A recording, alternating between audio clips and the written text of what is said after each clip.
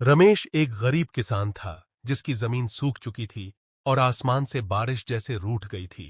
गांव में एक सूखा कुआं था जिसके बारे में लोग कहते थे कि वो भूतिया है। एक रात रमेश ने तय किया कि वो सच्चाई जानेगा। रमेश धीरे धीरे उस पुराने कुएं की ओर बढ़ा जिसकी कहानियां गांव में सालों से सुनी जाती थीं।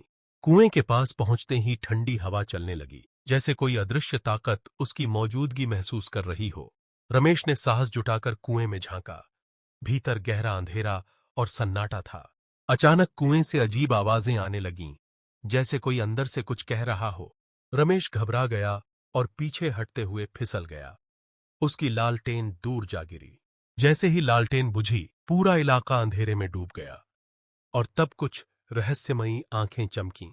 अचानक धुंध में से एक रहस्यमयी परछाई उभरी। रमेश की आंखें डर से फटी की फटी रह गईं। वो परछाई धीरे धीरे रमेश की ओर बढ़ रही थी। हर कदम के साथ हवा सिहर उठी। डर के मारे रमेश ने दौड़ लगा दी। पीछे रहस्यमयी परछाई जैसे उसका पीछा कर रही हो। किसी तरह वह अपने घर पहुंचा और दरवाजा बंद करके कांपता रहा। उसकी पत्नी दौड़कर आई। क्या हुआ रमेश? ऐसे क्यों कांप रहे हो? रमेश ने डरते हुए पूरा किस्सा बताया। सुनते ही उसकी पत्नी की आंखें फटी की फटी रह गईं। सुबह होते होते पूरे गांव में रहस्यमयी कुएं की कहानी फैल चुकी थी। कुछ बहादुर गांव वाले कुएं की सच्चाई जानने जंगल पहुंचे। कुएं के पास कुछ न मिला, पर हवा में एक अजीब डर समाया हुआ था। गांव के बुजुर्ग ने बताया, वो कुआं श्रापित है।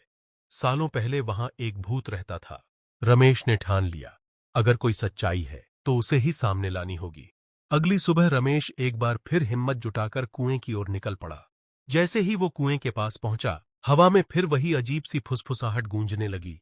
कुएं के अंदर कहीं कुछ हल्की नीली रोशनी टिमटिमा रही थी। रमेश ने धीरे से कुएं के भीतर झांकने की कोशिश की, सांस थामे हुए। अचानक कुएं से एक धुंधली परछाई बाहर आने लगी। रमेश घबराकर पीछे हट गया। चुड़ैल दिखाई दी, मगर वो डरावनी नहीं, दुखी लग रही थी। उसकी आंखों में दर्द था। रमेश ने डरने की बजाय उससे बात करने की कोशिश की। तुम कौन हो?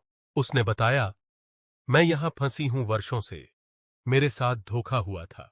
रमेश ने कहा, मैं तुम्हारी मदद करना चाहता हूं। बताओ क्या करूं? उसने कहा, बस मुझे अपनी अधूरी कहानी कहने दो, फिर शायद मुझे मुक्ति मिल जाए।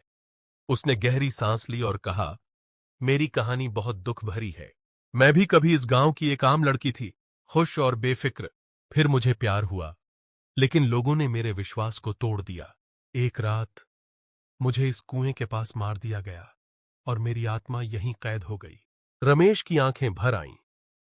इतना दर्द किसी के साथ नहीं होना चाहिए। अब रमेश ने ठान लिया कि वो उसे मुक्त करके ही रहेगा।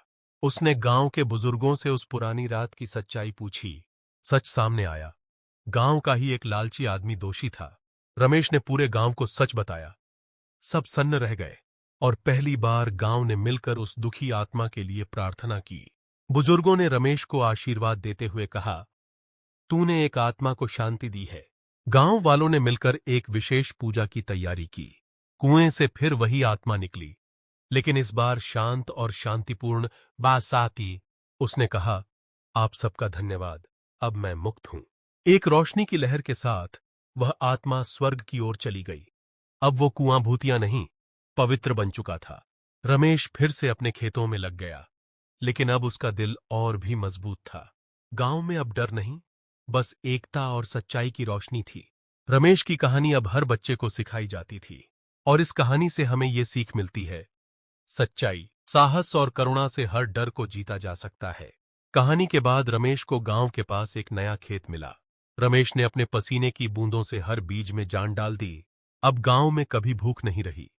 हर घर में अन्न की भरमार थी। बच्चे रमेश से खेती और ईमानदारी की सीख लेने आने लगे। गांव ने एकमत से रमेश को अपना नेता बना लिया। रमेश ने गांव को आगे बढ़ाने के लिए नए रास्ते खोले।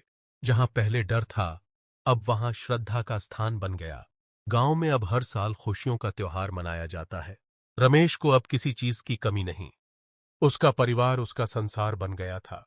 और इस कहानी से हमें ये सीखने को मिला, सच्चाई और साहस से अंधकार भी रोशनी में बदलता है।